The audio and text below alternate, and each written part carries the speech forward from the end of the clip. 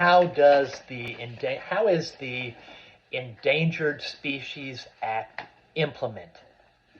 Um, so there's four parts to it. The first part is it makes designations. It makes designations over specific species.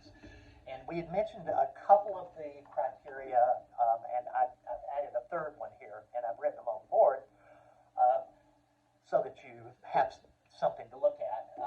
We had said endangered means that a species is likely to go extinct.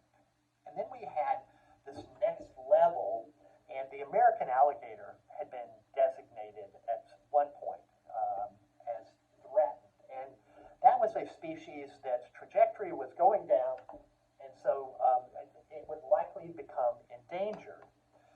Now, then we have this third designation, which means vulnerable. And it doesn't mean that the species numbers are dropping. It just means that there's something about the biology of that species that makes them very susceptible to human threats to biodiversity. Um, an organism that's rare just to begin with, or that requires, later on this semester, we'll talk about a type of an owl that requires a huge amount of mature old growth forest, the spotted owl.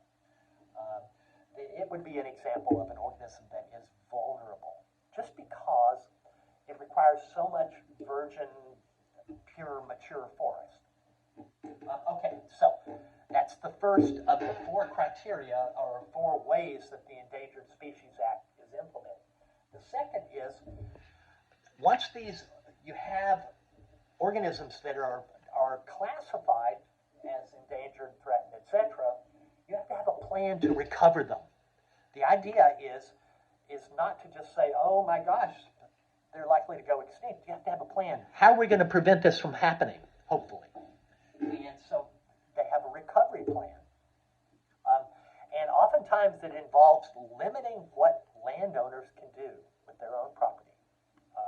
And so as a result of that, sort of after the fact, later on, they put in this third criteria, which is providing some monetary assistance to landowners that are affected by the Endangered Species Act.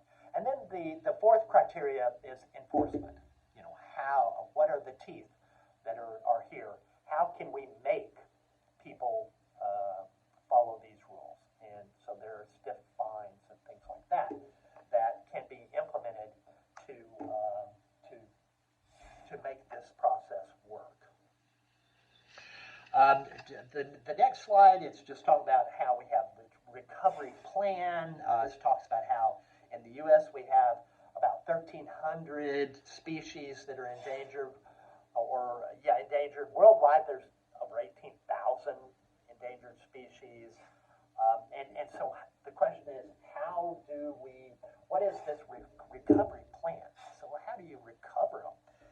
And this is going to involve things like buying up habitat, restoring habitat, reintroduction of species, in some cases captive breeding, but usually it's not the number of individuals, it's the habitat that's the problem.